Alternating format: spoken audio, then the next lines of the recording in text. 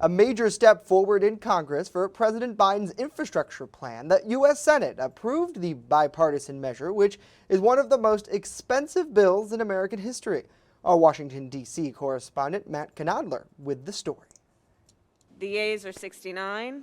The nays are 30. After months of intense debate, the $1.2 trillion bipartisan infrastructure package has passed the Senate. The bill will make large and significant differences in both productivity and job creation in America for decades to come.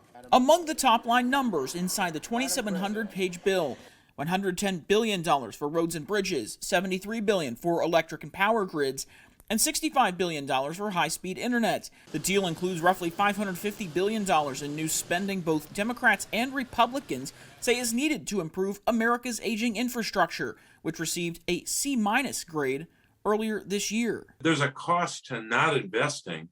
And finally, Washington come together and say we've got to invest in our communities. Some Republicans voted against it, arguing the $1 trillion deal is too expensive and citing the Congressional Budget Office report last week that it will add $250 billion to the federal deficit. I have serious reservations. It's a massive amount of spending.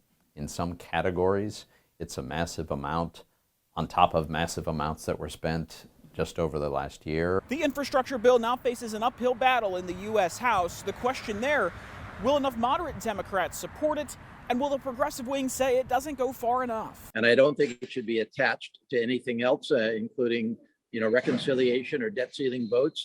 That vote should proceed as soon as the Senate finishes its work. After the vote, the Senate began working on the next major spending plan, the $3.5 trillion so-called human infrastructure package, focusing on education, childcare, Medicare expansion, climate change, and more.